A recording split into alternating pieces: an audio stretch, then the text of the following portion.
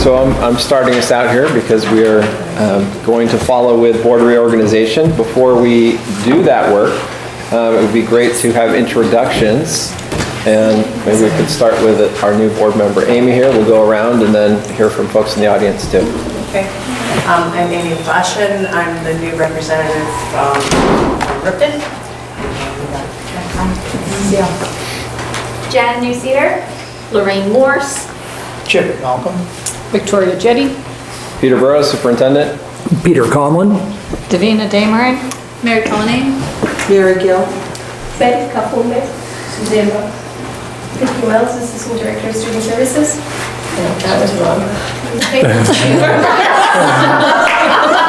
Close enough. It'll work. Jacqueline Field, Director of Teaching and Learning. Renee Gelman, Business Manager. Harry Hansen. Yeah. Lucy Harrington, Principal, Ripton Elementary. Matthew McIntosh, Mrs. Flitter, Monica Heppel, Mary Harrington, Beth McIntosh. I'm Sarah, the 5th and 6th grade teacher. Jen Evans and Ian. Susan Harrison. Laura McIntosh. Karen Heffel. Wendy Marlin. Steve Orzek. Great, thank you. Great to be in Ripton. So we're going to begin with board reorganization. First order of business is electing a board chair. Do I hear any nominations for board chair? I nominate Peter Conlon. I second. Okay, Peter Conlon. Do I hear any other nominations for board chair? Okay. All in favor of Peter Conlon as board chair, signify by saying aye. Aye. Nays? Abstentions? Okay, it's yours. All right. Wow, that was hard. Sit silently. All right, continuing on with our board reorganization, election of vice chair. Do I have any nominations for vice chair? Lorraine Morse. Lorraine Morse has been nominated. Is there a second? I'll second We have a second. Any other nominations? Hearing none, all those in favor of Lorraine Morse, please say aye. Aye. Anyone opposed? And we have elected a vice chair. Clerk/recording secretary, to one position. I would nominate Suzanne. Excuse me? Suzanne, I would nominate. We have a nomination for Suzanne Buck. Do I hear a second? Second. And a second. Any other nominations? Hearing none, all those in favor of electing Suzanne Buck, clerk and recording secretary, say aye. Aye. Anybody opposed? And we have a new full slate of officers, and thank you all very much for making that relatively quick and painless. Next order of business in our first meeting after town meeting day is also to establish our regular board meeting dates and times. This gives us the opportunity to make a change, should we make a change.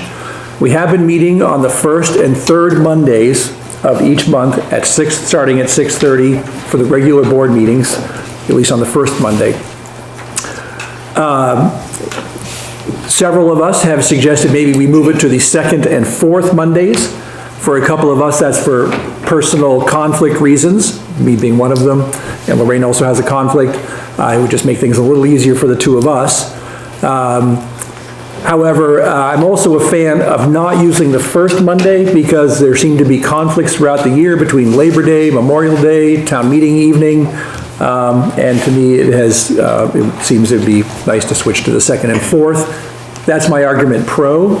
Definitely open to arguments anti, including just inertia and not wanting change.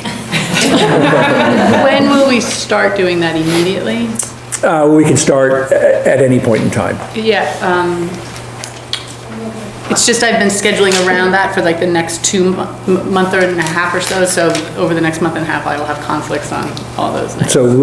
So this is March, April, May, starting in June? May would be great. May would be okay? Okay. So starting in May? Sounds good.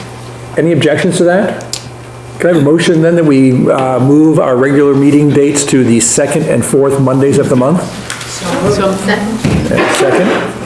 All those in favor say aye. Aye. Anybody opposed?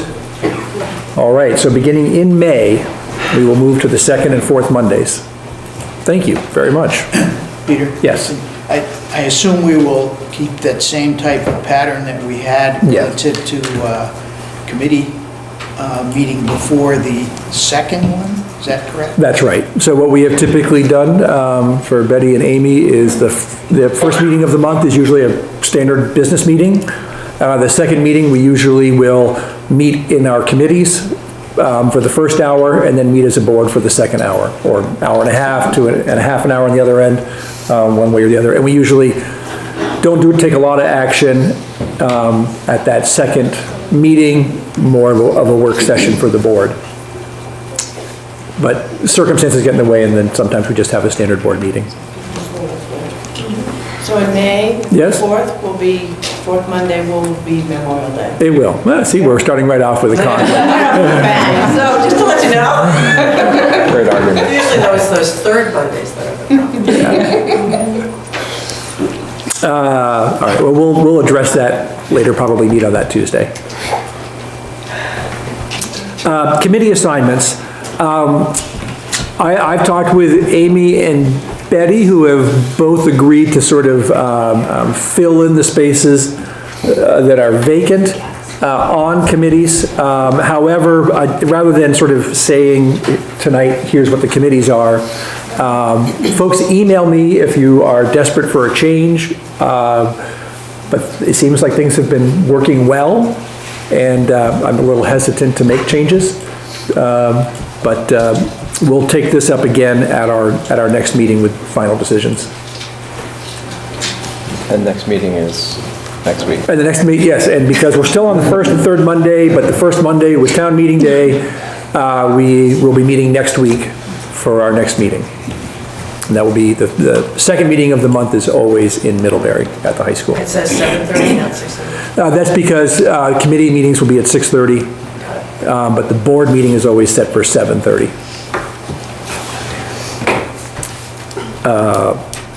So therefore, I will email everybody with their committee assignments before the meeting, that way you'll know where to go. We are at the point in our agenda where we welcome public comment. I know that most folks are here for a presentation, which we're looking forward to. We have a comment in the back there. Hi, would you mind stating your name for the record? Steve Orzak, former board member. I wanted to thank the board because it was a wonderful opportunity working with you, all the current board members, and also like to recognize Mark Barron, Nick Costin, and Jerry Shedd, who were also very key in my understanding of what goes on with the board. I'm really disappointed in not being joining you here today. The people have spoken, and that's the way democracy works. I'm happy for being involved in the process, and thank you for letting me serve the community in this way.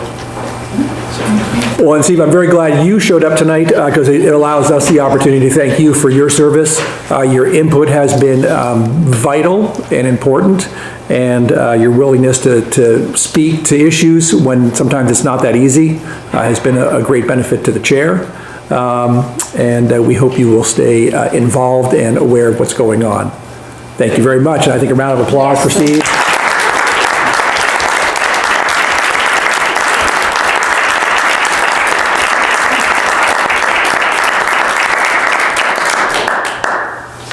All right, well, for our new board members, usually the first meeting of the month, we try to get to one of our elementary schools.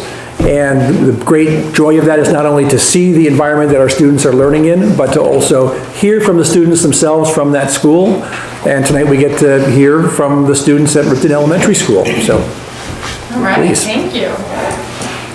So, it's always fun to think about how we can try and give you a little snapshot into what we do here day in and day out, and some of the exciting learning that's been going on. These are some of our 5th and 6th graders, and we're really grateful that they came out tonight. So they will talk to you a little bit about our this is the password. We're good with that? Okay. They're going to talk to you a little bit about one of the most recent units of study that they did. and some of the various ways that they investigated the main idea and the central idea of that unit. So Miss Sarah's going to do a little overview into that unit. Can everybody see this? Let's see. Okay. Great, so welcome everybody to come up to the Big Mountains. Normally people are, where's that school here? So it's nice that people are getting a chance to see our school, so thanks for coming. This is the second unit that we unraveled in our group this year, and it tied really nicely into the first unit, where we are in place and time. Had a lot of similar parallels that we could remember when we did, so it was nice that it fit so kind of flawlessly. Where that focus of the first unit was history shapes our perspectives and relationships to others, so that kind of fit nicely. And as you can see, the central idea, just something easy, governments can promote or deny human rights. So it's kind of a really neat topic, fortunately for, or unfortunately for what some of the things going on in the world today right now. And the lines of inquiry there, the focal areas that we try to unravel, the rights and responsibilities of people, how governments and people interact, and the responsibilities and functions of different governments. So some pretty big concepts that the kids really grappled with and did some really great work throughout the unit and connected nicely, as I mentioned before, the first unit too. So not to get into every single thing we did, but to highlight a couple of them. And in particular, the last one, we probably heard the write-ups about and the oohs and ahs about it from different kids. The 5th and 6th grade classes had a chance to go to Millbury College and participate in the first ACSD Youth Citizen Summit. So basically that was a day of the students each got to do 3 different workshops, and some of them were presented by college students and some of them were presented by other folks that throughout the community and elsewhere. And then we're wrapping up right now the project, the unit rather, with our project on the kids how to create a fictitious country, and through that they demonstrated what they've learned throughout the whole unit. One of the things that I'm really working hard to do is to make sure the kids are getting a chance to see and try out different ways to learn these concepts. So one of the fun things was to try and get some understanding around the forms of government by a simulation game. So the kids, we pretended we were a monarchy and the kids had to fight out and solve these 3 problems based on, I think we got to 4 or 5 different kinds of governments to solve those problems, rather than maybe a different way. And the kids seemed pretty jazzed about, I think you were the queen of those groups. So it was pretty fun. To kind of bring it home connection, a brief highlight was when we watched the Viva la Casa video, which highlighted rights, and the name is escaping me, of Chavez. So we connected sort of that farm connection to the area of Vermont, knowing that the Youth Summit would have one of the workshops related to that as well. So trying to, balance that throughout the IB unit, so giving a little hands-on to recording to reading, so trying to extend those ways that their learning is being offered to them. So hopefully we're on the right path through that. And I think the kiddos are going to step in and share their 2 cents here. Matthew, you want to stand up? Can you come up front? So you want to talk about what this part of the unit was? So I wrote a thing about my human rights. We studied human rights, and mine was the right to food and shelter for all. And so I picked a paragraph from my human rights paper, and I'm going to read it to you. Human rights are important for all people around the world. The human right I learned was the right to food and shelter for all. To me, this right means everybody should have a home and food, because these are basic needs for all people. The purpose of this right is to help keep people safe. Having a home helps protect the people from the weather and have a safe place to live. And so I picked the most important paragraph in there, and that's the one that explains the most. And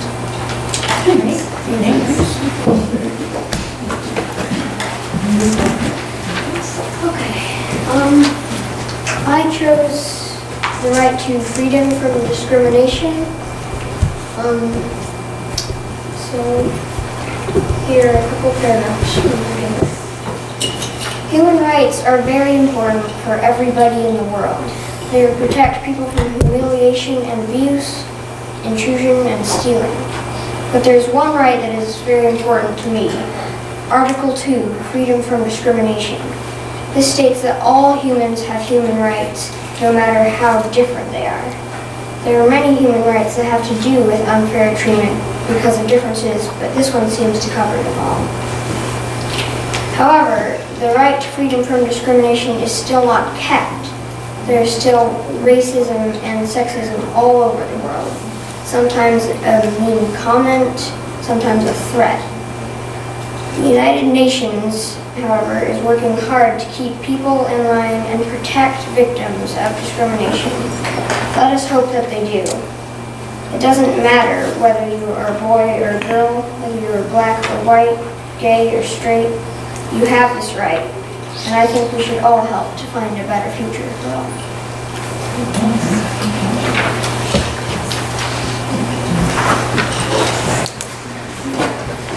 So I chose women's rights, and I chose the opening paragraph to my right on my paper. Women's rights are important yet ignored all over the world. I believe women's rights are one of the most violated human rights in the world. I believe this right means women should be able to have a say about what is happening around them. Women should be able to choose what happens to them, have a voice about what happens in their town, county, state, and country. It is important to fight for this right because women are a part of this world and need to speak for the good of the people and for the good of the planet.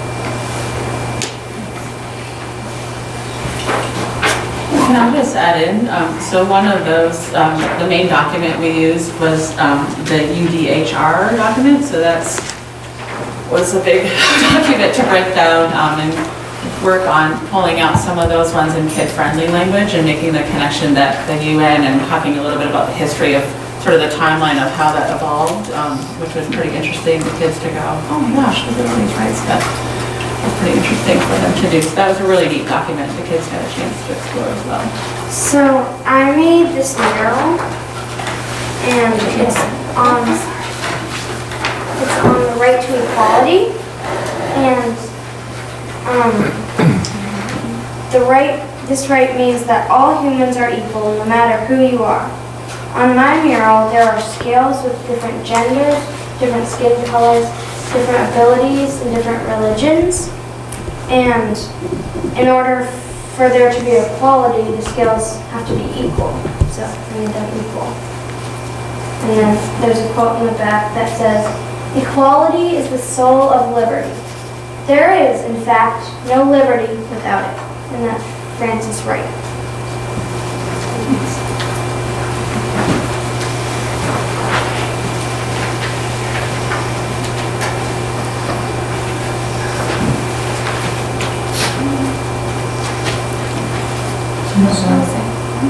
Yeah, we can help you talk through it. So Phoebe was gonna, and other people are willing to help you, Yeah. so Phoebe was just gonna explain a little bit about the Youth Citizen Summit. Okay, you wanna read the first one? How governments and people interact. Youth Citizen Summit, February 15th, 2019. International students. Students have an opportunity to meet colleague students. They explore various cultural activities, ask questions about passport stamp as they travel around the room. Nice. You can help you out. That's great.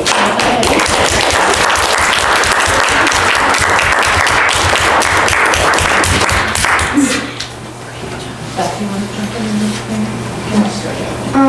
So, students selected 3 different workshops to attend throughout the day. And each of the workshops were presented by experts in the field of human rights. So,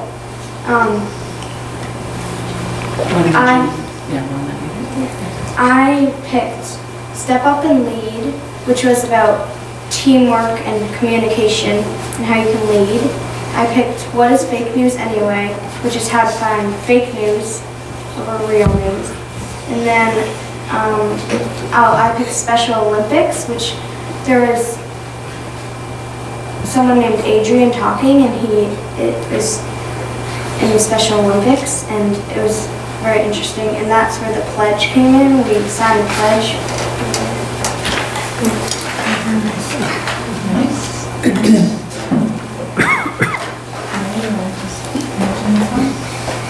Also, at the beginning of the Youth Citizen Summit, Bill McKibben showed some pictures and talked about what he is doing to help the planet. His photos are amazing that he shared. The kids were all like, oh my God. You know, his work is clearly in the world. Well, Mark, you're the next one. I don't know if everyone can see that. Oh, yeah. You were dressing up crazy, Yes. Marvin. So I forget what the country was, but at lunch at the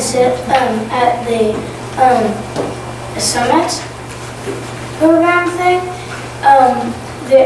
all these people from different countries had tables, and so we could go to them, and that was one of me, and I was dressing up as, so I forget the country too. Morocco, wasn't it? Morocco, and that's what they were, and I thought it was pretty cool.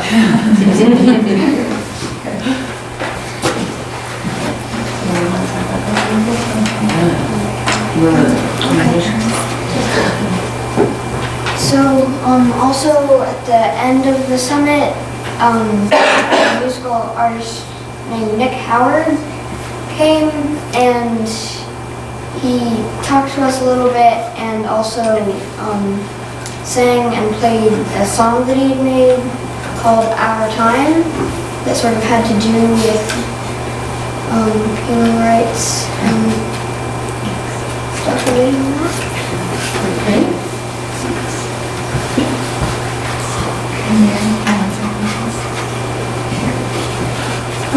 Also in this unit, everybody in the class made a country, and in our countries, we had to have a system of governance and a Bill of Rights for the country, and a voting system, so how people voted and how decisions are made in our country, so do people vote on the decisions, and do people, or does someone just make the decisions?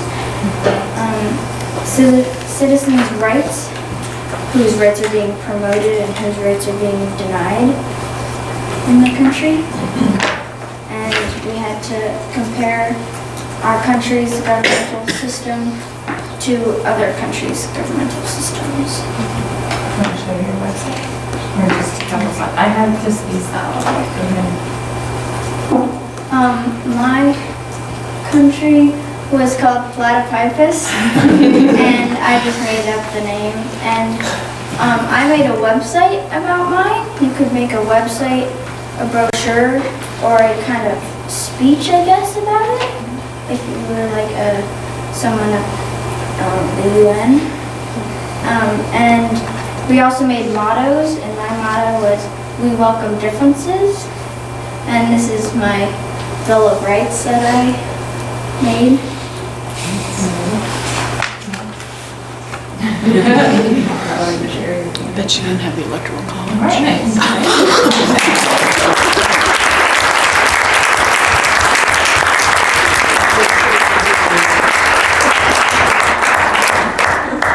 Does anyone have some questions. Well, I'll just say this is the second, if not third, presentation we've had from 5th and 6th graders on this topic, which is within IB. And for those of us sitting up here who aren't in the classroom like you guys to understand how IB works and how you study within that, this has been really helpful to help us learn.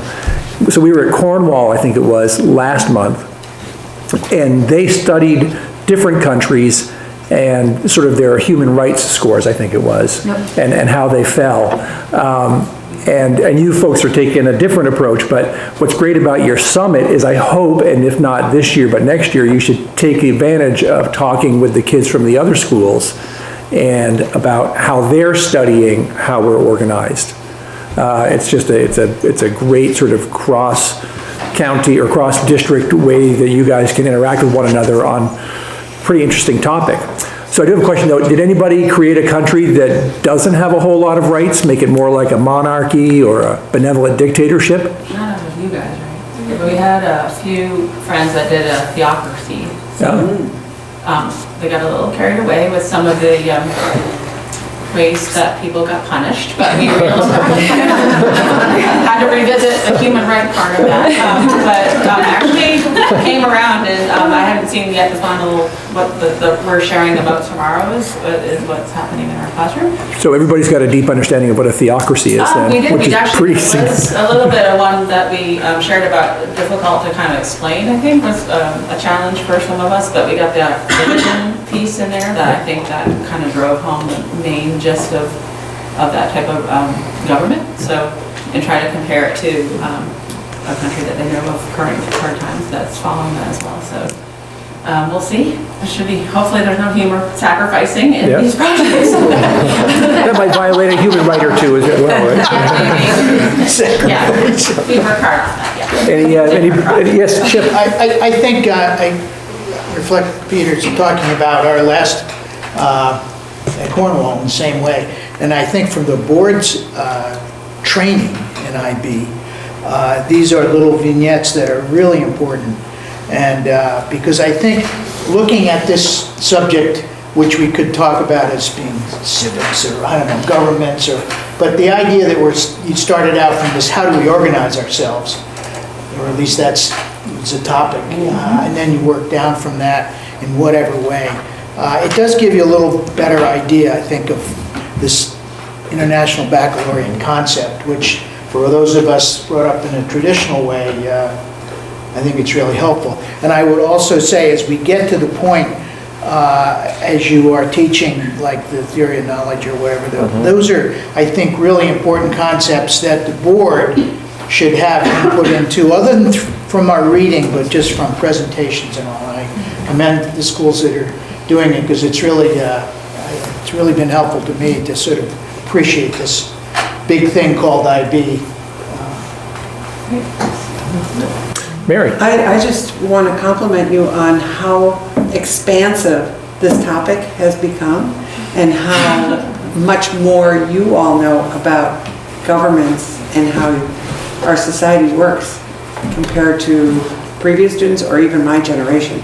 So I really commend you for taking this on. It's very, I mean, this is like, to me, upper high school, college level discussions. Yeah. So a few interesting ones, that's for sure. Right. And you're really going to be able to plan for your future based on what you know right now.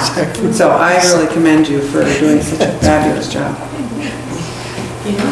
Yeah, Suzanne. I just want to tag on to what Mary said, and what I want to commend all of you for is you've done an excellent job of speaking in front of a camera, and not many people can do that, and you did a wonderful job, and so I really want to say thank you, and give yourselves a nice big round of applause for doing this great job. I kind of want to know. I'd also like to thank you because my sixth grader did not give me that much detail about it. So now you're like, oh. Right, now I'm putting it together. here, so thank you for that.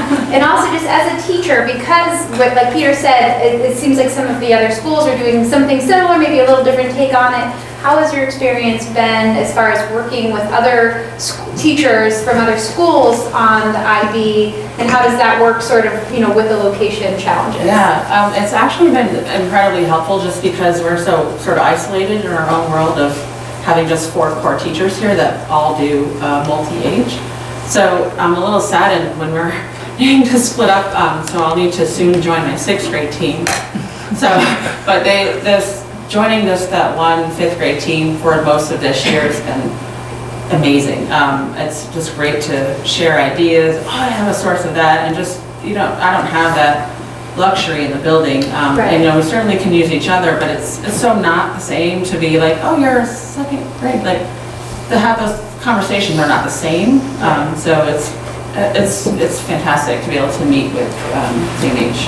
And knowing too, what I'm about to walk into with this 6th grade team, but also know what's happening below. So how it's always checked in on sort of in our meetings. It's like, oh yeah, well that group's doing that. So we have to sort of tweak what we're looking at, or how is that different from a grade above or below what we're doing. So I wish we could find more time to be able to meet and have those conversations. Right, so that's a challenge. Yeah. Do you connect maybe offline sometimes? Yeah, it's always a little tricky too, unfortunately. Just the time of that is hard, but, and I don't think any of us are like, oh darn, I have to drive to, like, I don't, that's just what we do. Yeah. That's how it goes. Although it would be nice to get folks up here too. Yeah, thank you. A question back here. Yeah, I was just curious to ask the students, did you have a chance at the summit to interact with other 5th graders from other schools to find out what they were doing about this topic? Yes. At lunchtime, everybody kind of split up, and you could kind of talk to some other person about it. And find out what their approach was and the questions they were asking, and so that's one way. That's a forum for you all to find out what other people in the county are doing, which is interesting. There's a lot of excitement around the workshops as well. I think that was a fun part. And did you interact with Lorraine college students at that? Yeah. Some of them presented, but also that a good chunk of them were at the events sort of along with lunch. That was great. That's great. Now, oh yes, Betty. I'm just curious to know what were your main challenges when studying this topic? Did you encounter any challenges or any ideas or concepts that were hard for you to grapple with?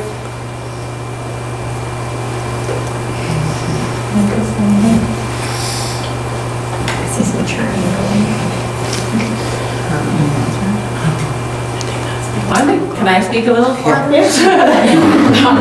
I think just having the jumping off point of knowing some basics about our own government was kind of eye-opening to me, to make the assumptions that, these guys know 3 branches of government.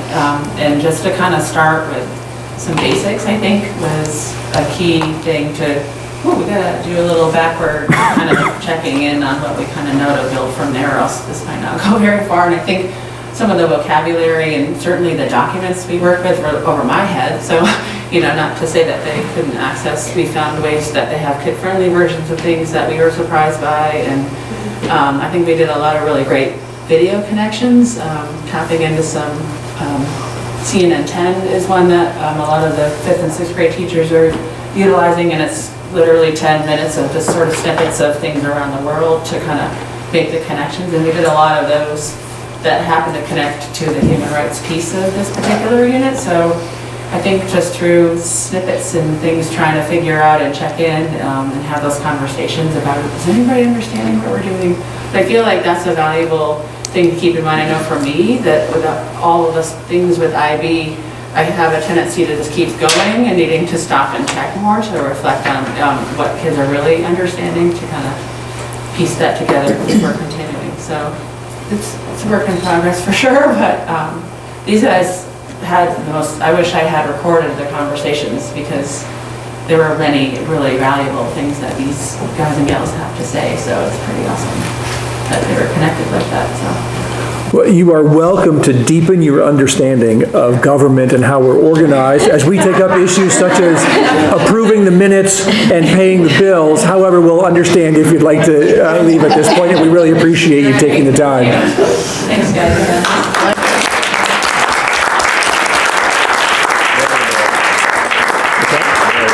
Oh, Mary, did you have one more question? I just wanted to know what the name of the document you refer to. The UDHR, which is the Universal Declaration of Human Rights. Okay, thank you. It's a UN, what year, I can't remember what year it was initially written, but thank you. I want to say the 70s. All right, next order of business. Motion to approve the minutes for February 26, 2019. Seconded. Any discussion, corrections? So hearing none, we'll move to the vote, but for Betty and Amy, you are welcome to abstain when the time comes. And it's generally been our practice, it doesn't bother me if the people have abstained if they've missed the previous meeting to which the minutes are referring to. So anyway, I'll throw that out there, doesn't really matter. Hearing no discussion, all those in favor of approving the minutes, say aye. Aye. Anybody opposed? If not, oh, anybody abstaining? I'm abstaining.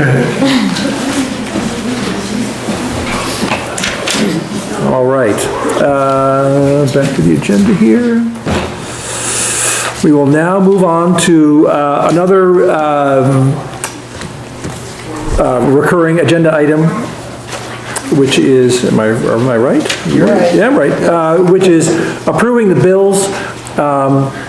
Every week, 2 board members sit down and go through all the bills that have been paid it's just a double check on a system, on an internal system that already exists. It's not that cumbersome a process, but then at each meeting, we approve what has been gone through.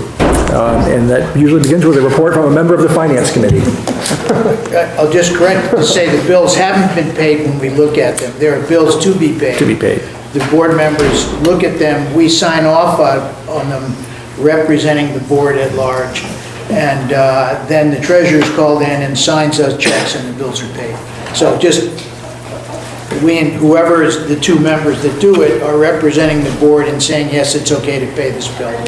Now, I don't think we ever, so far in my year and a half of doing this, I don't think we ever not paid a bill. We do have questions at times, again, for the new board members, where we may go back to Melissa, who's the organizer, and say, we haven't seen this one before, and what's this mean, or what is it, or even today they were 50 cents off, which...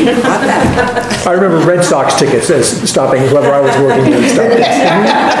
Red Sox tickets had been purchased. In any case, that's the process. The first set of bills is from March 4th. Victoria and I read them. It was a total out of the district funds of $273,249.82, and payroll expenses of $774,761.22 for a total of $1,048,011.04. Second one is made up of 3. We do food service that are paid out of a different account, so we read those differently, and that's the reason there's three numbers here. First one is for a food service of $17,983.02. These were read today, again by Victoria and myself. Second one for $28,551.67. And then the regular district fund expenses of $160,483.28. The was a check for bank fees of $40 for a total of $160,523.28. And I'd like to move that we pay those bills. Second. All right, it's been moved and seconded to pay the bills as reported. All those in favor, say aye. Aye. Anybody opposed? We paid the bills. Thank you all. Next up is the monthly superintendent's report. Again, for Betty and Amy. These are given to us ahead of time. It's written. We don't go through them, but it is a time to ask questions on them if anybody has any questions. Lorraine? And you may not be able to answer this, Peter. Possibly. In Jen Paquette's report, she mentioned that the 5th and 6th grade were doing the Shakespeare at the Town Hall Theater, and that they were going to be performing with Mary Hogan 5th graders. And I was just looking for some clarification because on election day, I happened to have a parent approach me specifically talking about Mary Hogan and 5th and 6th graders no longer having drama opportunities. She said they're not doing the Shakespeare, they weren't doing Pegasus, and she was very concerned. And I said, I wasn't aware of that. I said, I'll look into it. So I was just surprised to see the Mary Hogan people mentioned. Yeah, so there was, I think this was last year, there was a shift in Mary Hogan's working with Town Hall Theater in some capacity, not completely. And there were changes that were made this year to continue working with them, but some people still believe from last year that it's not happening. I had another conversation with someone asking about that, and I think it was actually someone connected that didn't realize that Mary Hogan had signed on again. So they are. Yeah. Thank you. But I'm not sure which grades Mary Hogan is, every grade that's involved. I'm not positive. I think so. It may just be. It used to be just 5th. I think it might be just 5th. Yeah, we have I have a 6th grader and they're doing Shakespeare. Right. I don't know about 5th graders. I have a Yeah, that's what, I'm not, right, that, Yeah, I think it's just the 6th grade. Yeah, because the 5th graders missed it last year. So it must be the 5, 6 from Bridgeport, because they were a combined class. This says with Mary Hogan 5th She might have graders. just been mistaken. She might have been mistaken, but they are involved in this, yes. so that's good. Yeah. Thank you. And it's always, I would urge everyone, Yeah. if you ever have an opportunity to go watch one of the plays, it's very fun. It is fantastic. It's fast and furious. They come on and they do the scene, and another group of 3 kids comes on, and it's fun. Now, I thought currently was really only available, like, tickets went out to families. Is there a way for other board members to? I can let board members know when they're happening, and we can comp you some tickets. May go, yeah. We don't pay for it. We make a donation anyway, but they're just so limited, like you have to kind of raffle off for different times, and if you want more than 4 members of your family to go to a specific time. Oh yeah, like it's very tight, because there's so many families. It's a that want to sold-out go. show, that's for sure. So I was just, as a parent, I've been able to go, but I didn't know how as a board member. I'm gonna make a note here. So following up on that, also in the superintendent's report, one show that's not sold out is High School Musical, put on by the MUHS senior class, which is Thursday, March 21st, Friday, and Saturday. Saturday's the matinee.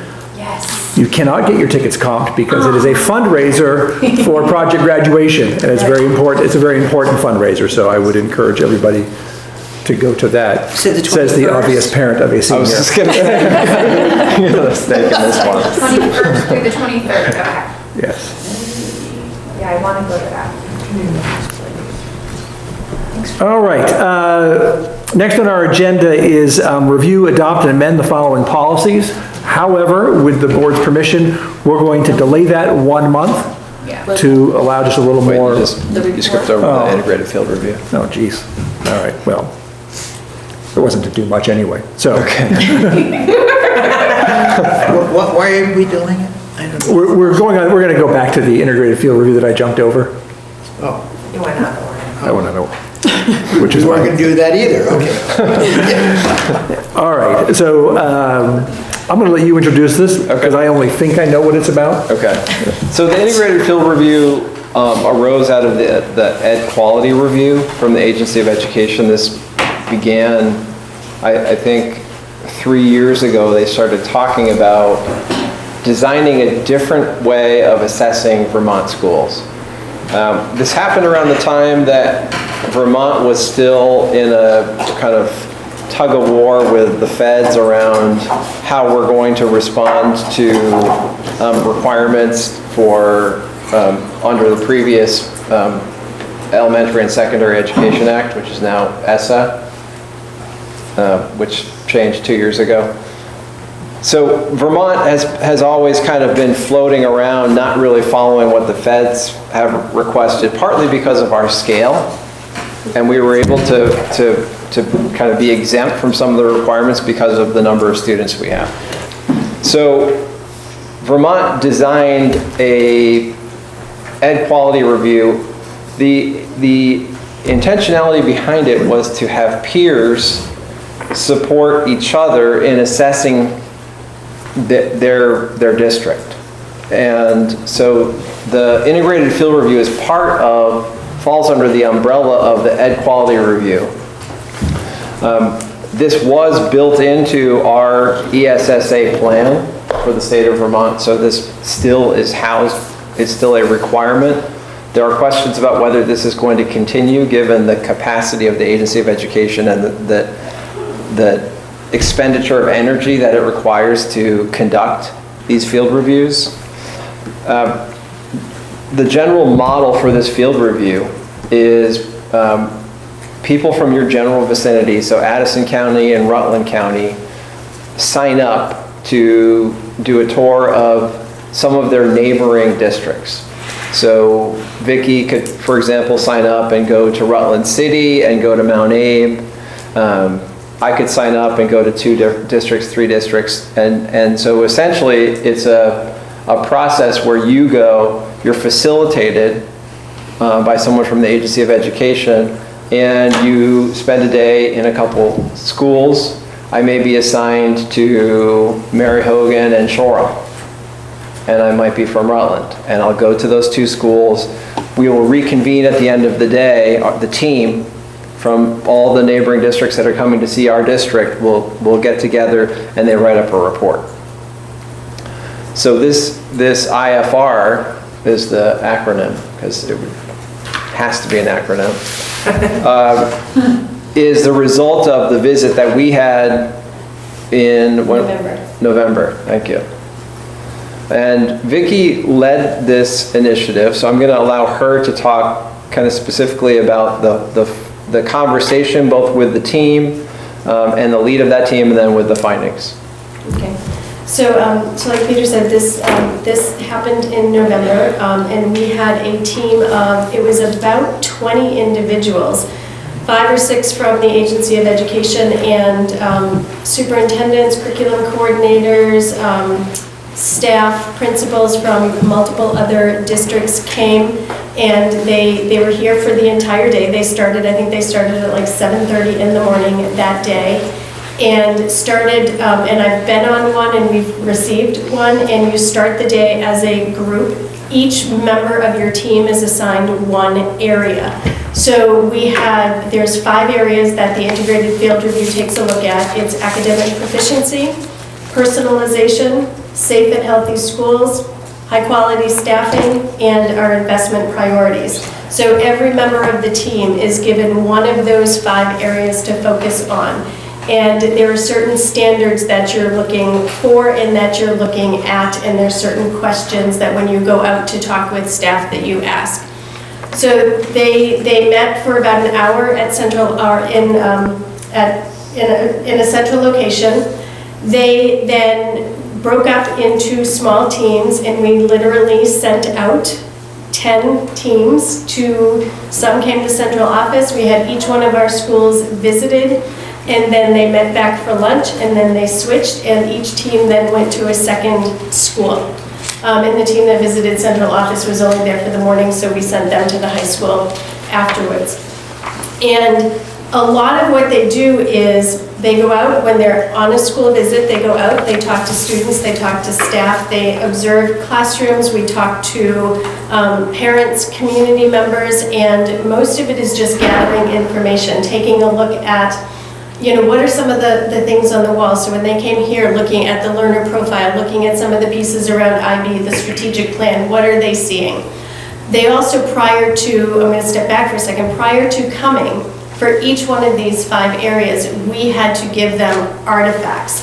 So we sent them the strategic plan, we gave them a lot of the information around IB, we gave them our last year's annual report around funding or finances. So there were a lot of pieces that they got that they had to read prior to coming. So they had a general sense of the district, and then they went out to schools.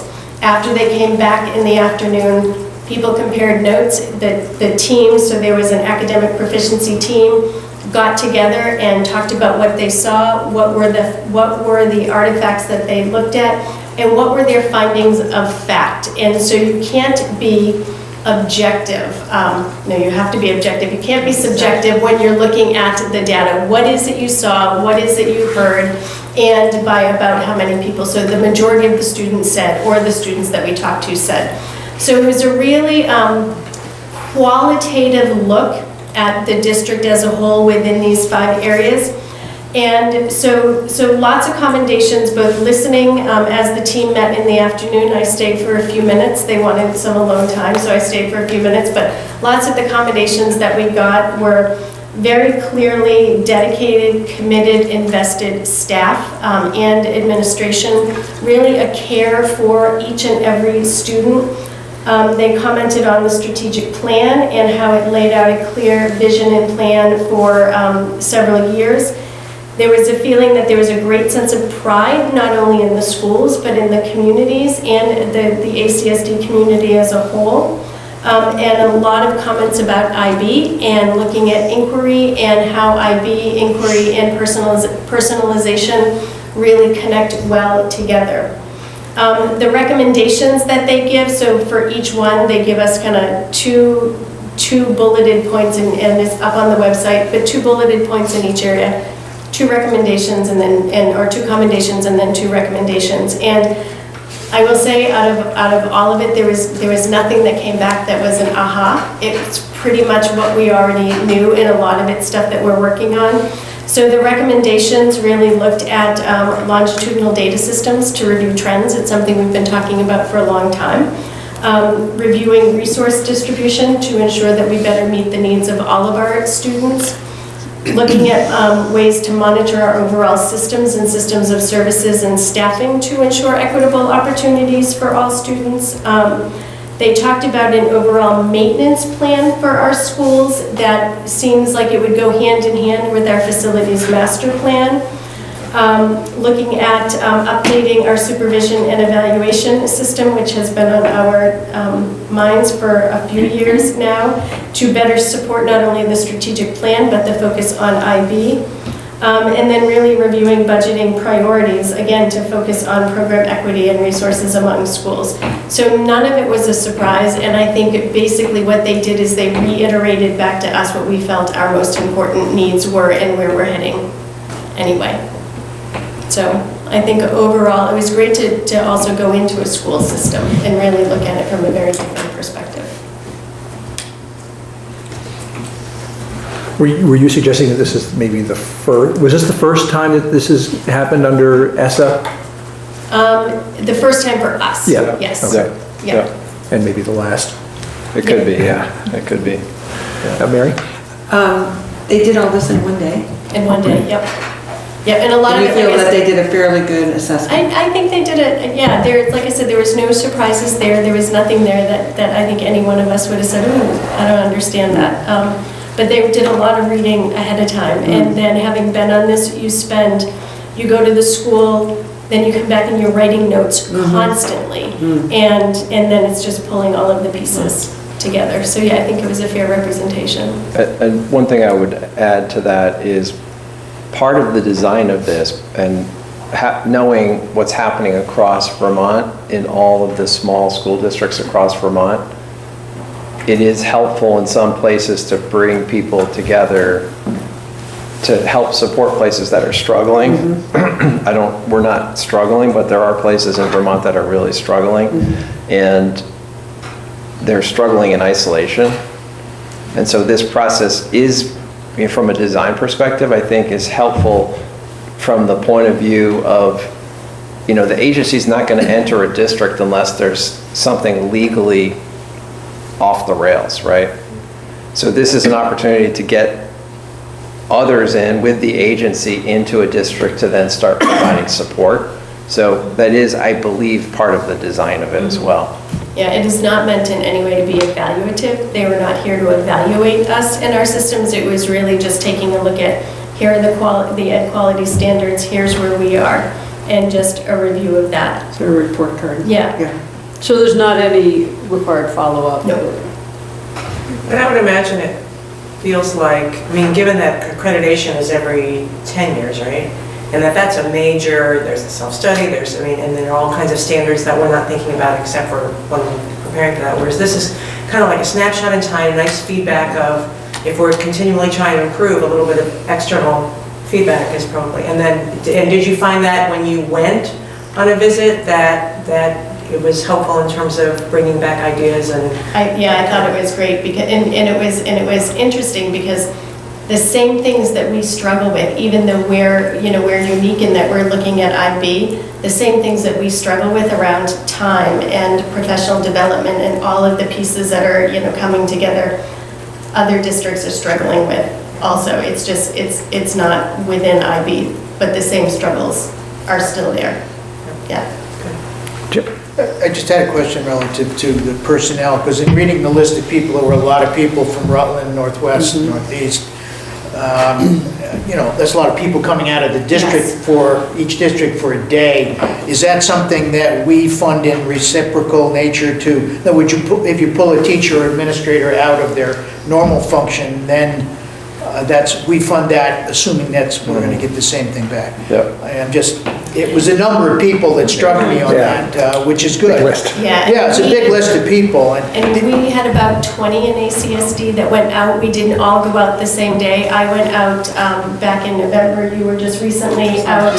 So it was about 4 or 5 out for each. I'm not criticizing, I just was curious because of the number of people. The difference between accreditation and my hospital days of when the JCAH, the Joint Commission of Hospitals, would come, it was always a horrible time because, in fact, you had to prepare. It was usually a 3 or 4 day thing. There were maybe 4 people there, and they went out and did certain things, and it was an unbelievable amount of work for the people being reviewed to prepare all of the stuff, including all the documents, all of the everything.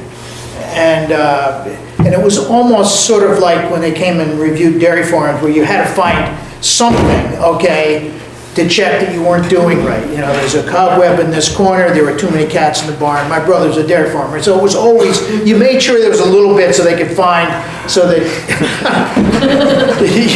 they weren't going to find something you knew wanted to find.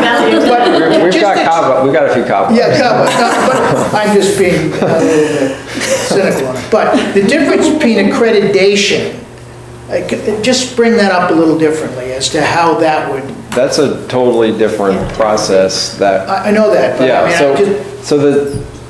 that's a separate topic too that we'll probably be bringing back to the board at some point as we move forward with IB and look at being accredited essentially by 2 organizations. Right.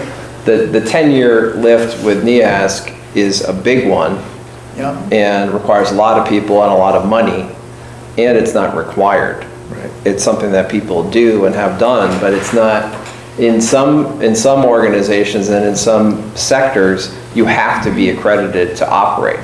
We do not have to do NEASC accreditation to continue doing what we do. So it's something that schools have done, it's not a requirement. So it's something that, as we get closer to the 10-year mark, and I'm not remembering off the top of my head when that is, it's not far away, I think it happened right before I got here. I feel like maybe a year before I got here. Anyway, this process is a point in time.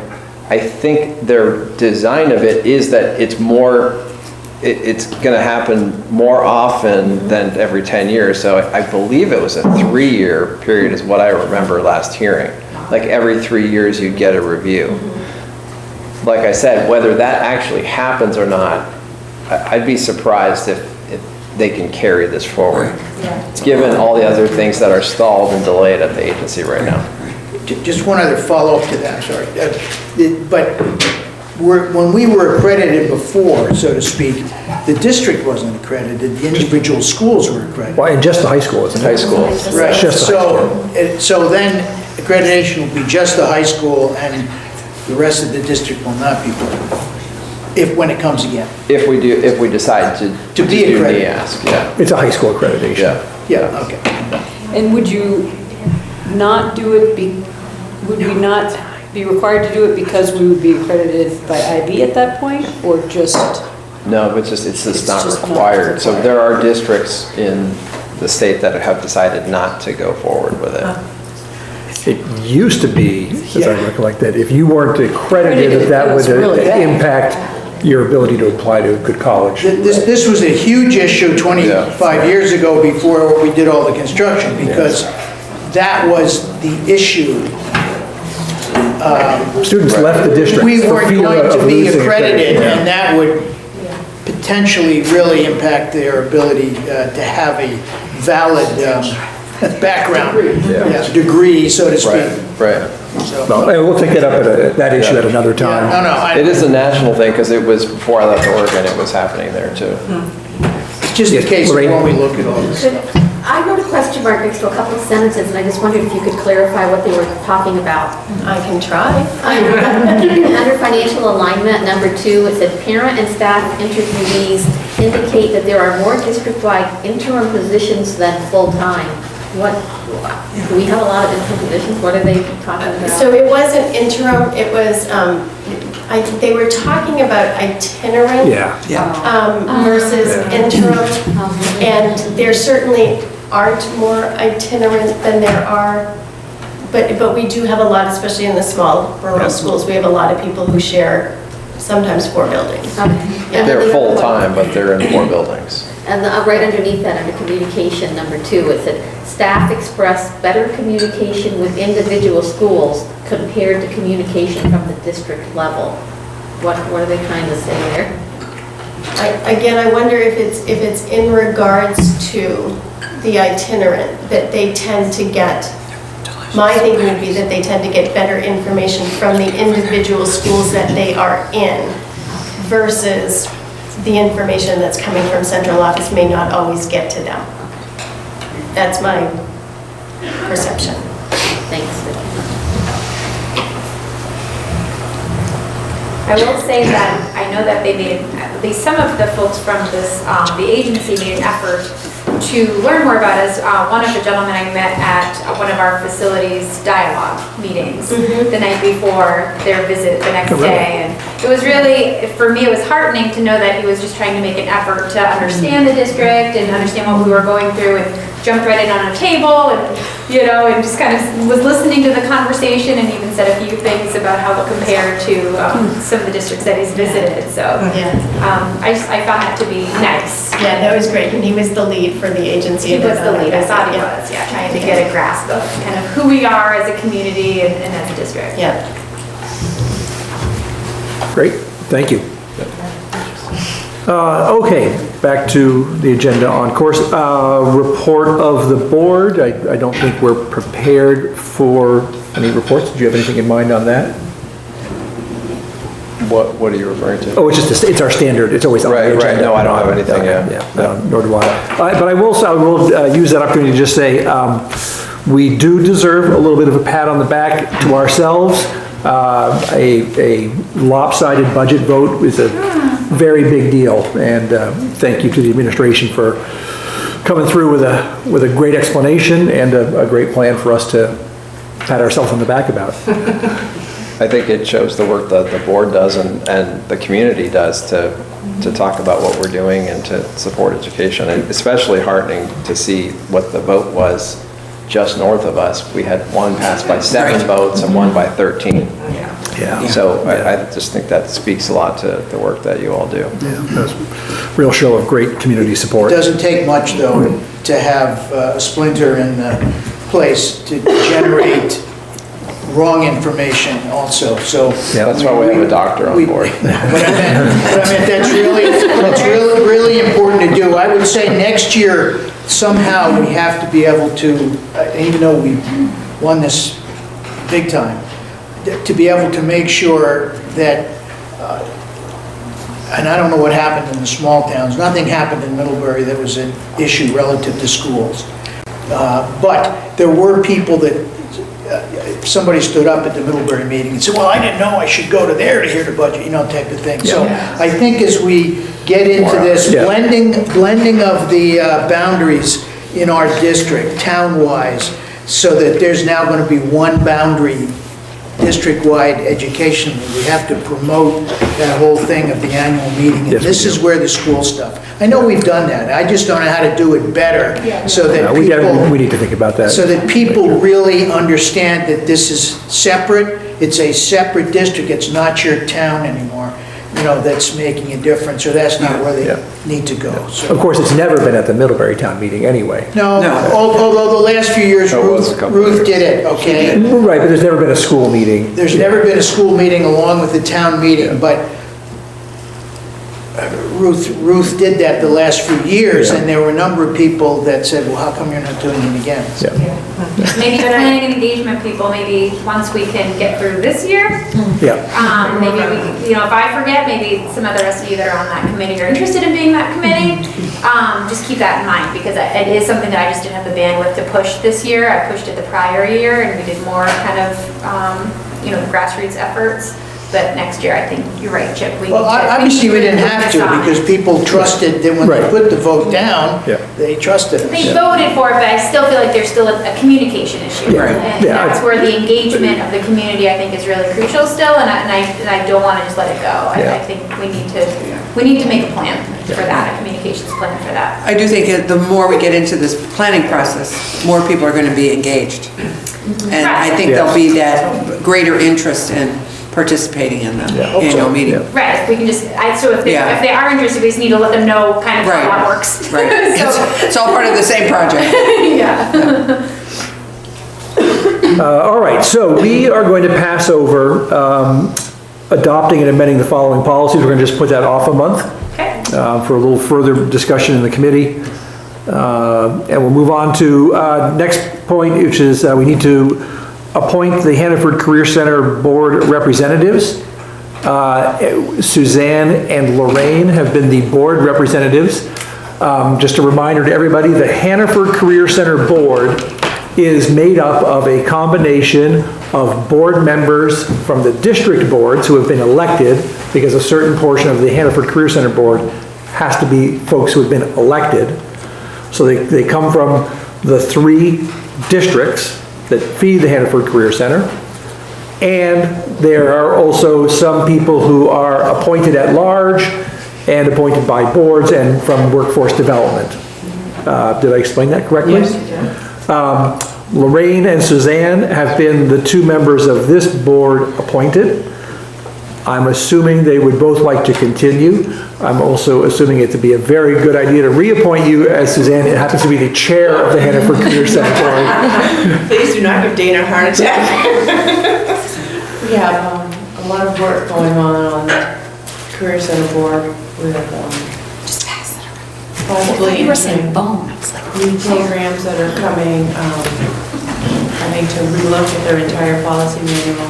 And other things that are on plates, so I would very much like to return. And Lorraine's also on our negotiation committee. Yes. So, Yeah, that was tricky too. Now, I do have a technical question. Nick Costin of Shoreham. Nick does not have to be reappointed, he was on for 3 years. Thank you. That was the important one. All right. But you 2 have to be appointed every year, because, Cream cheese and peanut butter, just so people know the village. I can recommend both. Suzanne, can I ask a question relative to that, relative to the IB part? And is there any action board-wise in this attempted integration? I know there is, but I mean, maybe you can describe that a little bit, because I hear it sort of peripherally that, and, bringing, and I don't know how the IB component comes into the Career Center, since only one school will have IB. So the Career Center right now is exploring IB with a grant that Caitlin, I think Caitlin said, right? So they are exploring the possibility of it. All students would be able to take IB courses through the Career Center as well as through the high school, but it will also go hand in hand with students that come from Madison Northwest and Northeast. Northeast. Mount Abe. They go by Mount Abe now. They go by my name.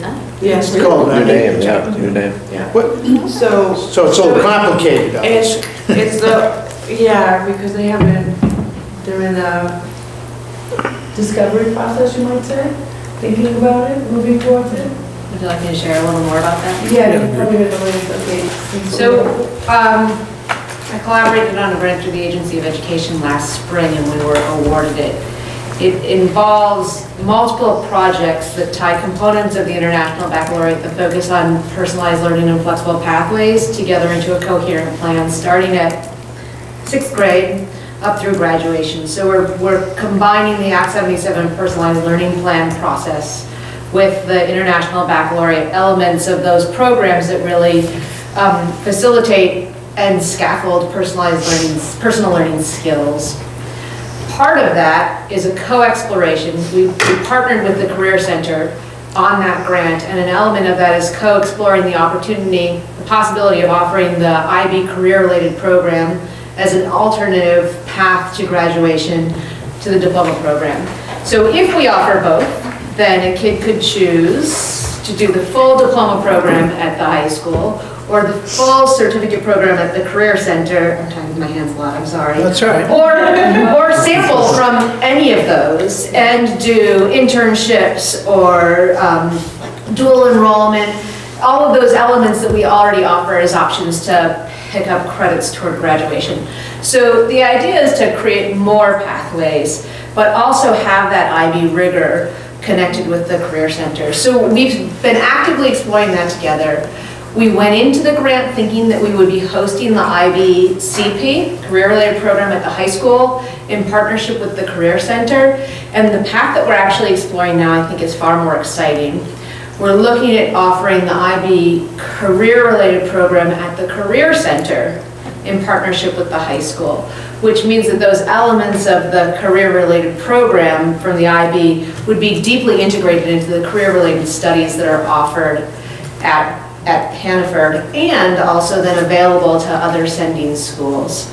So they're in the beginning of that process, and by saying that they would host it rather than us, it both makes it, I think, a more vibrant and exciting program, but it also really puts it in their hands, and so we're actively supporting and co-exploring, but not running that, we're not sailing that ship.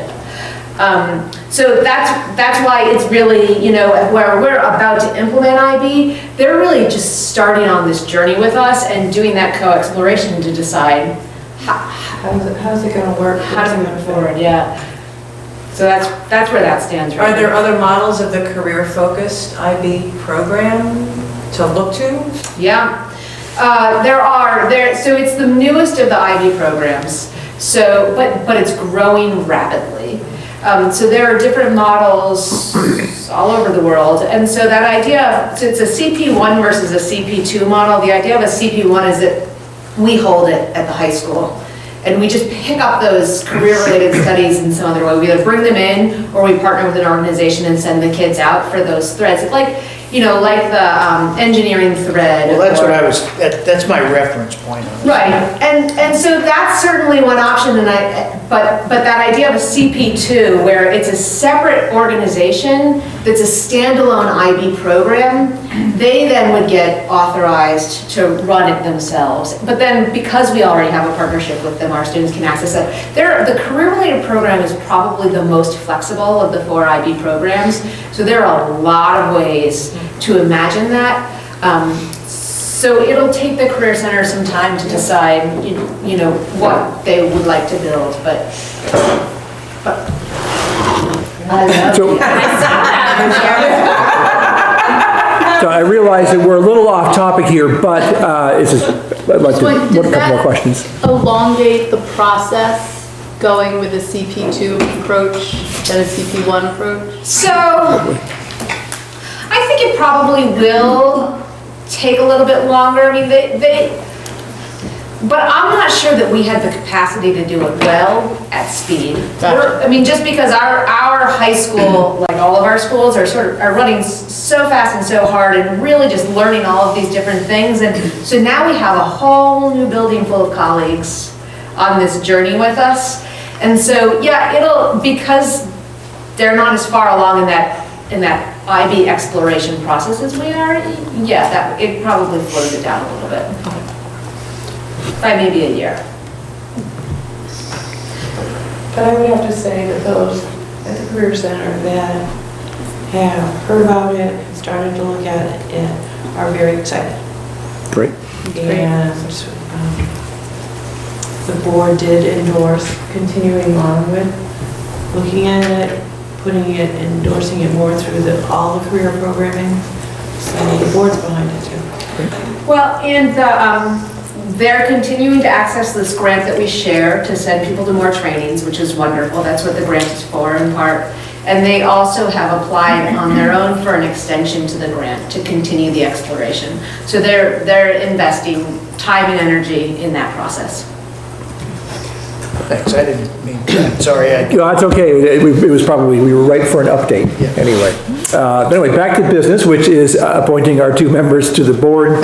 Could I have a motion to appoint Lorraine and Suzanne to the Hannaford Career Center Board as the ACSD board members? So moved. Second. All Do they right. want to be on it still? Well, Yeah, they posted it. They both said they were willing? Okay, just wanted to check. and Suzanne doesn't have a choice because she's the chair. All right, all those in favor, say aye. Aye. Anybody opposed? Anybody abstaining? All right. Now we're really getting into some big topics here. Okay, number 5, approve the Medulla Fund budget. Just so everybody remembers, the Medulla Fund is a separate fund that existed before we unified, held by Mary Hogan to benefit Mary Hogan. But since we're the overseeing governing body, we have to approve the budget. Correctly put? All right. And I can't remember, do we also do the same thing with the Gilligan Fund at Cornwall, or is that not, doesn't require us managing? No, it's a separate process. They do it in secret, don't they? Yeah, it's really always. All right, so we have a proposed budget to fund the Keewaydin trip, the grade 6 trip, and phys ed programs for a total of $33,905. These decisions are made by, or these proposals are made by whom? Steve. The principal. So the principal is the one who makes the recommendations for spending from the Medulla Fund, as has been the practice all along. I have a question. Yes. There's a big change from grade 6 trip to Keewaydin. It's like they switched I think they switched. numbers. I bet. Can you explain, is there some explanation for that? I would imagine because they went from a think they 5th grade switched to a the 6th year. grade? Yeah. Oh, they switched the year? Yeah. So they're going to Keewaydin in 6th grade? Yeah. Okay. Is that right, Betty? Wait, so grade 5 goes to Keewaydin. Grade 6 is that, I think they're being going to Boston. They used to go to Boston. But They're going to Montreal. Montreal. So Yeah. so I don't know if that makes sense. So, They flipped their- if I could. So did grade 5 last year? The business manager who's in charge of the budget probably would Yeah. shed some light on it. So last year, after I asked Steve about this, and my understanding is that last year, Tom's plan, Tom Buzzell, the previous principal, was to send grade 6 to the Keewaydin for a week. But that is not coming to fruition, I guess, this year, from what I understand. That sounds right. So we're going back to the previous model, which is for 5th grade to do that, and then 6th grade takes a separate trip. So did last year's 5th graders go to Keewaydin? Those who are 6th graders now, they've already done Keewaydin? Yes. Yes. So it was going to be a double? Yes. Okay. Just want to make sure. kids are getting it. Betty and Mike's kids are the same age, they both went. Okay. Did I ask for a motion? No, but I'll move it. All right, thank you. To talk about it, sorry. Any further conversation about it? We have a motion to approve the Medulla Fund budget as proposed. All those in favor say aye. Aye. Anybody opposed? We have approved that. All right, so now we just have a few yearly bank authorizations. The first, you want to explain the first one, Peter or Brittany? Sure. So the first one, I think, is the bank account resolution and, let's see, bank account resolution is the first. And so this lists all our bank accounts, how many signatures are required in a check, and the positions that are authorized to sign. It also gives the superintendent and business manager authority to open or close accounts as needed. And we also can endorse checks on behalf, we're signers. We don't often have to use that, but there are times when the treasurer might be on vacation or there's an urgent check. So we're signers, and we can also update signature cards with the bank. It gives us that authority. So as people in positions change, we have to update a signature card. We get a new principal, we have to update a signature card. So Peter and I are authorized to do that. So that's what this resolution says. Are there any changes from previous years on this that we should know about? So some of the changes are that our old bank accounts no longer exist. So there was a bit of a holdover period where we still had each individual school's banking account. Those have been closed. We've closed some petty cash accounts that had, $100 in them. But primarily everything's the same, except we've been working on getting the ACSD treasurer as a signer on all accounts, including student activity accounts, which are primarily managed at the schools. And that's a requirement of our auditor, that the ACSD treasurer be a signer on all those accounts. So prior to now, there were some accounts that we've been working on updating. That's the only real change. By making the treasurer a signer, does that mean that the treasurer has to sign those checks? No, Okay. so the principals usually are the people that would sign that. In prior years, before unification, the town treasurers often served that role. But now they don't really have the same role as the ACSD treasurer. So that ACSD treasurer would be an additional signer, but typically the principal and in some cases an administrative assistant would be signers due to separation. And why was that recommended? Why was it recommended that the treasurer be added to some of these? It's just best practice to have, number one, it's best practice to have more than one signer. And by taking the town treasurers off, we need to have somebody else come on, and the ACSD treasurer is the natural fit. Also, it's best practice to have them as a consistent signer on all school-managed bank accounts. Is the treasurer recommended to review those accounts occasionally and They're receive subject to our alerts? audit. So the treasurer at this point doesn't really review student activity accounts. Those are really primarily managed by the school. The only school that has really substantive activity in their student activities accounts would be the high school. And it is subject to our audit, our yearly audit process. I don't want to belabor the point, but I'm still unclear as to the advantage of having, why the auditors would say that the treasurer, who probably wouldn't ever be signing these checks, should be able to sign these checks. Well, they advised that it's, they actually said that it's necessary policy. I don't know if there's a statute that requires it, but for me, the main reason is because we need to have two signers in case one person's not able to sign. And because the town treasurers can no longer do it. Okay. That's good. Yeah. Lorraine? Can I ask a question? I was just curious as to why all the petty cash is only Ripton has the superintendent listed as one of the signers.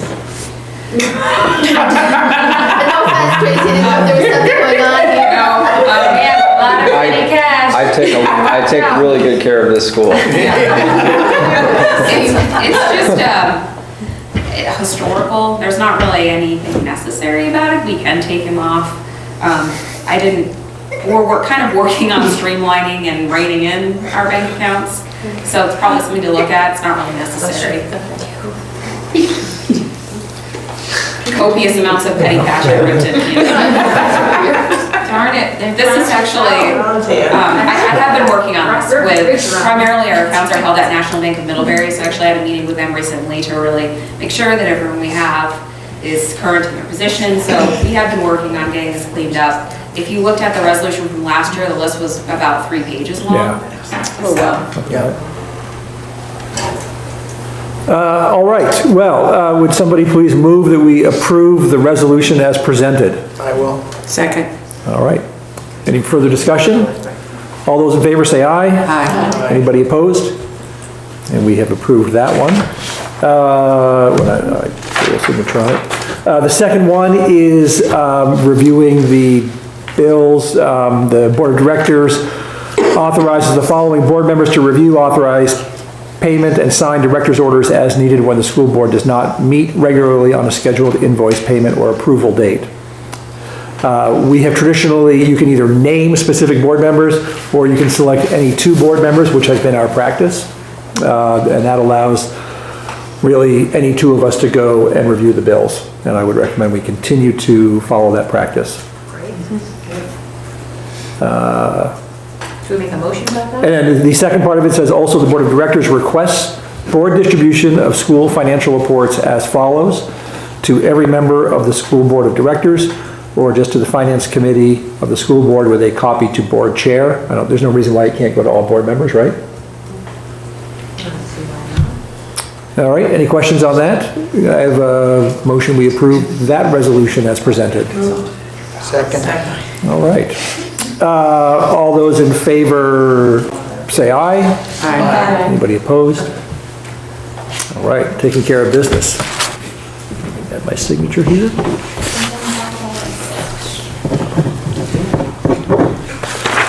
Do you know what you throw on right there? Yes. All right.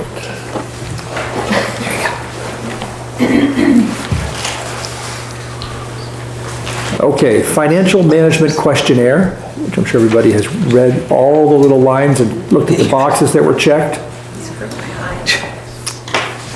You're on, Brittany. Okay, so this is required in statute. It's required to be presented to the board every year, and it just gives you a snapshot of what's going on in the business office specifically. And it's really to ensure that we have proper internal controls in place, that we have separation of duties. You know, for example, we don't have the same person opening checks and depositing checks, that we have multiple reviewers. So this gives you information about that. I'm really not sure why there's a don't know checkbox, because I can't imagine anyone ever saying that. But there haven't been any changes, except that I have one new staff member that started in August. So it was Elaine Chiarillo. She replaced Linda Cassidy, who retired. Her duties are the same, but we do put the initials of the individuals that deal with these tasks in the comment section. So EC is Elaine Chiarillo, and she's new this year. So I won't go over every line, but if you have any questions. Where does this questionnaire go? Or is it just a self-assessment? It stays on file. Okay. How often do you? Yearly. But it's in fact that the board approved it. Well, actually, I just have to present it, and then somebody from the board, the chair usually would sign it, saying that they reviewed it. So technically it's not an action item? You could just, so it has to be, I think in past years you've made a motion to accept it, like the audit. I think it's good to take action just to affirm the board is. So does it need to be done tonight? No, you have to, within 2 months of receiving it. Okay, so Finance Committee, when you meet next week, would you just take a look at this and look at the answers to the questions, and if you have any questions? I read the whole thing. Can we pass it now? All right. I'm not here next week. All right, if the two of you, I reviewed it. All right. And I approve it, We have a recommendation from the Finance Committee that we accept the questionnaire as proposed. Lovely. Would somebody want to move that? So moved. Second. All right. All those in favor, say aye. Aye. Anybody opposed? Look at that. All If you right. find you have any burning questions after, this is great fodder for discussion. But it was very thorough. Yeah. Or send questions to the Finance Committee. For Right. next week. That's right. Okay, speaking of obscure things that we need to authorize, we're at the other, and you all probably saw, or received, you may not have seen it, an email from the VSBA that we need to authorize someone to be our voting delegate for when it comes time to ratify an agreement between the School Boards Association and the NEA concerning health care for public school employees at the state level. And so I would like a motion to authorize the chair, whoever that might be at the time, to be the voting delegate for ratification purposes of the statewide bargaining. That sound about right? Chair for VSBA? No, the chair of this. Chair for this. Yeah, each district has to have somebody to ratify. I would move that. Second. All those in favor say aye. Aye. Anybody opposed? All right. Anything else to bring up under other? Jen? I emailed you about it, and I'm not sure. Oh, you did? Yes, I can't remember. Is it okay? Yes. Even though you don't really remember it. I just remember thinking it was okay. Okay, good. I wanted to check in with you about sort of a conversation that we had about how to format our April conversations that we may discuss on Wednesday with the steering committee, correct? So in trying to figure out how best to go about this, if you may remember, and those of you who are new, at our last meeting, we had talked about the proposal from the steering committee that said they wanted to have 5 to 6 dialogue meetings in various locations in an effort to really connect and get out there to talk with people. The board expressed some concern about bandwidth of how much we could all go to 5 to 6 in various areas.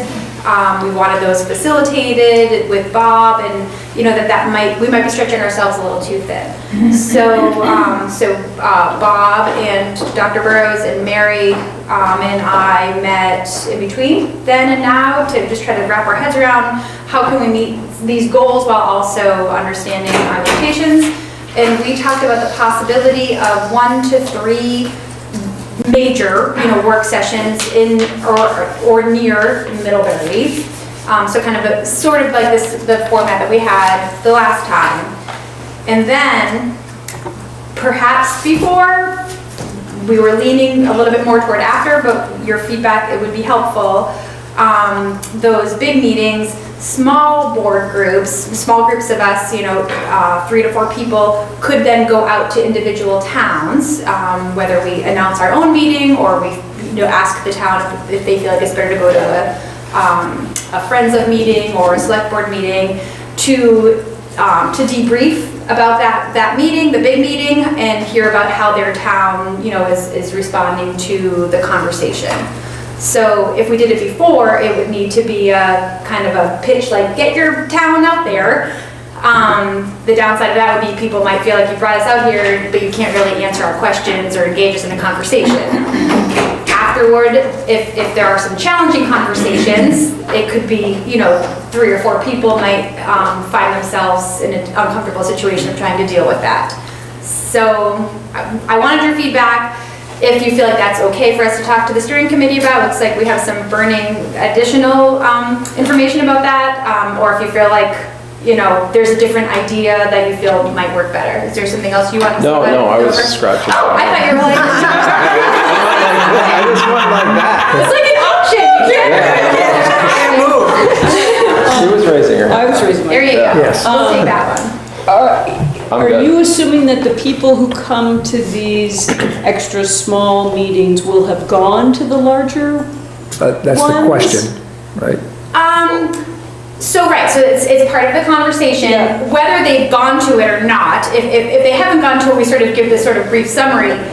If they haven't gone to it, but they're sort of like all riled up in their town, it might even be more of a reason to talk to people and explain this is really the reality of the conversation, this is where we're at, here's how you get more information. If you missed out, but you're just hearing from all your neighbors that this is what's going on. So it might be an opportunity for us to connect to those who didn't get out, but also to follow up with those who did as well. Yeah, I worry a little bit that people would not come to the larger ones and get the full scope of Good the point. conversation because they're waiting to go to the littler one and then we're just kind of piecemealing it. Good point. We could even hold back on the fact that we're sharing that. Don't. Never gonna do that. Don't tell anybody. We just kind of do it afterwards, just to say, now we want to hear, in your town. But I totally hear your point, and that's a great one. Yeah. Well, right, you mean wait to see how many, if we have a town that wasn't represented at the larger meetings, then go to that town. That wasn't what I was saying. I was saying just don't tell people we're going to go to the small towns until after. Yeah. I would agree. I think I think having the 3 would be what I would. Just do the. Then if really felt there was a need to somehow impact a different group, whatever, then you can do that. But I just don't think that scenario, whether it's before or after, makes any sense to me. Honestly. Well, one thing that we could think about, we could bring this to the steering committee on Wednesday, would be to not follow the main meetings, the 1 to 3 main meetings. And the reason we talked about Middlebury was because it's the place that a lot of people are working.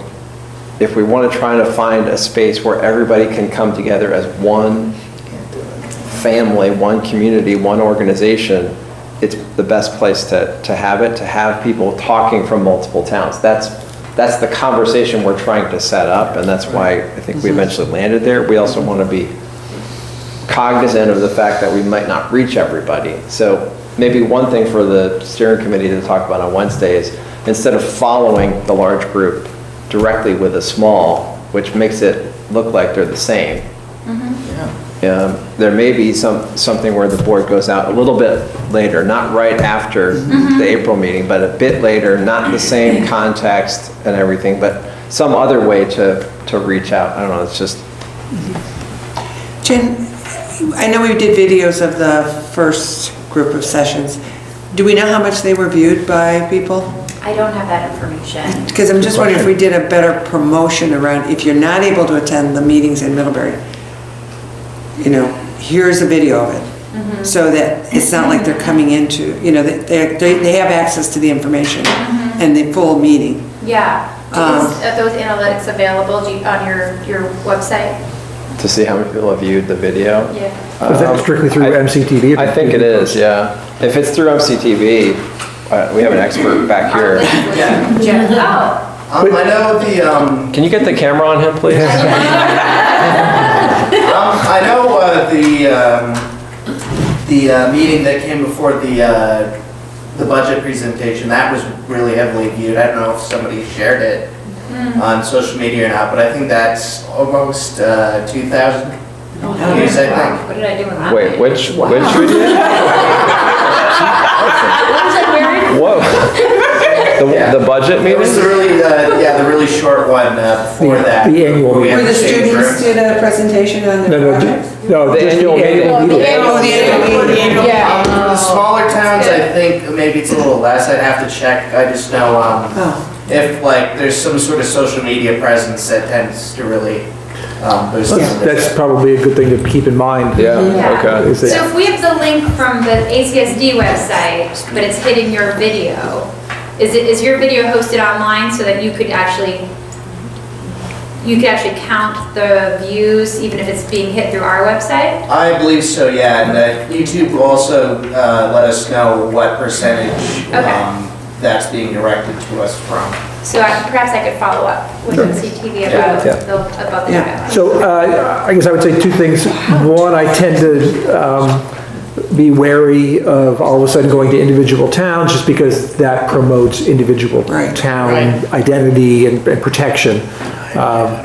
However, I also trust the steering committee process, and I think that they've been sort of guiding us for the public discussion parts of this, and so I think bringing our concerns forth and letting them chew on that for a bit and coming up with some other ideas, I got confidence in the process. Did we do some analysis of who came to the last set of meetings in terms of which Towns. communities and distribution and? I think so.